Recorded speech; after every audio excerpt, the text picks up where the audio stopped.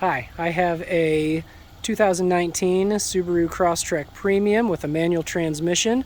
I've done some lighting and other mods to it, so I thought I would showcase it just a little bit. Here it is from the front with the daytime running lights on, and you can see I've added 2 amber LEDs sort of to mimic the Raptors and TRXs and Tacomas and such like that. So they are on anytime the car is on. Here it is with the headlights on and then the marker lights, so the DRLs are off. This is with Diode Dynamics fog lights. This adds the light bar that is down behind the lower grille. And this is with the strobe lights on, which I have wired the fogs to the strobes as well. This is with every light on that I have. High beams, low beams, fogs, light bar, and my extra strobe lights that I can keep on constant, plus the amber LEDs in the grille. In the back, this is what the strobe lights look like. They are drilled into the inside of the light bezels there.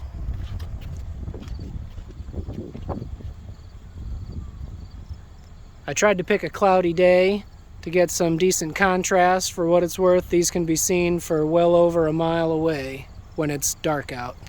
The amber LEDs turn on and off with the car, functioning as both daytime and nighttime running lights. Besides that, down here I have a switch coming from a constant hot tap, so that's my light bar. So I can turn it on and off whether the car is running or not, but it is lit, so I have indication if it's still on. And then this is the strobe controller, which it has its own, you may be able to hear that, it has its own audible clicks and lights flashing showing me that the strobes are on and what pattern they are on. I can also switch them to constant on. Doing constant on, that's how I get my fogs on with my high beams on. There's a couple of patterns there. This is just a cheapo strobe kit that I used as a controller, and yeah, that's how that works.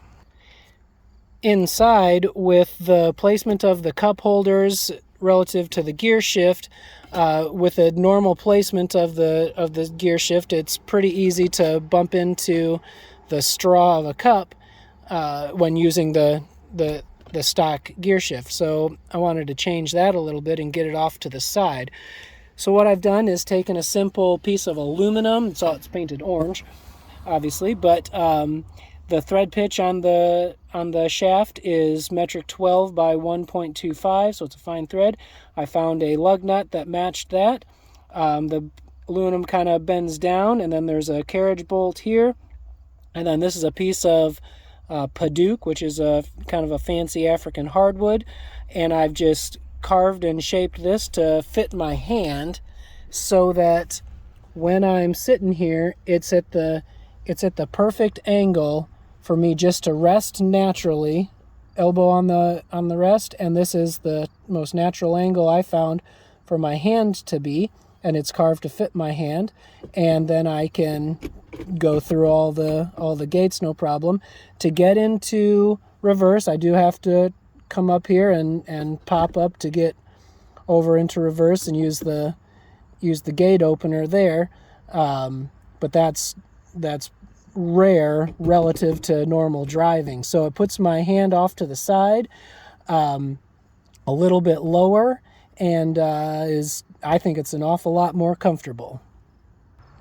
So that's the car. I've done a whole bunch more stuff, but those are kind of the significant things. If you have any questions, just leave it in the comments and I'll do my best to answer them. Thanks.